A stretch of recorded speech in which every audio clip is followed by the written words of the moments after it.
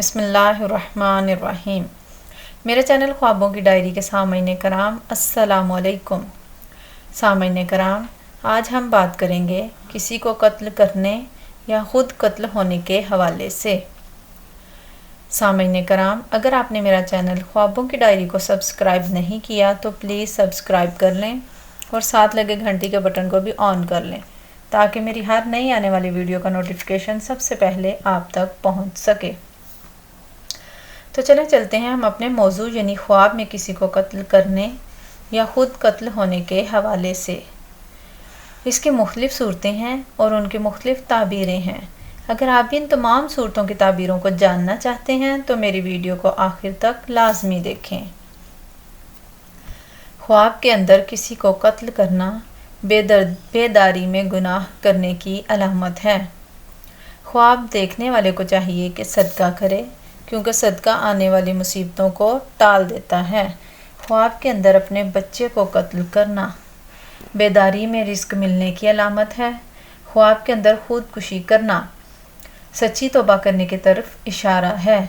ख्वाब के अंदर कत्ल होना लंबी उम्र पाने और कबाइल की तरफ से खैर कसीर यानी बेहतरी हासिल होने की अलामत है।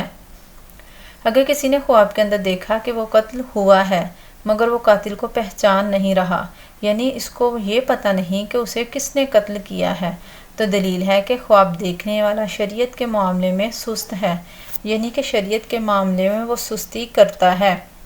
और अगर आप ख्वाब के अंदर उसने अपने कातिल को पहचान लिया है तो दलील है कि वो अपने दुश्मन पर गालिब आएगा। ख्वाब के अंदर किसी के कत्ल का इकरार करना यानी जुर्म का इकरार करना वलायत पाने की अलामत है। ख्वाब के अंदर अल्लाह के रास्ते में मारा जाना तिजारत से नफ़ा कमाने और वादों को पूरा करने की अलामत है।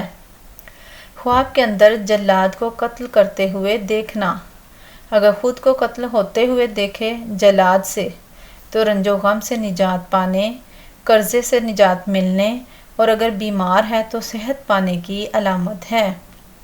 सामईन कराम, अगर आपको मेरी वीडियो पसंद आई है तो लाइक करें और सदका जारिया समझकर शेयर करें।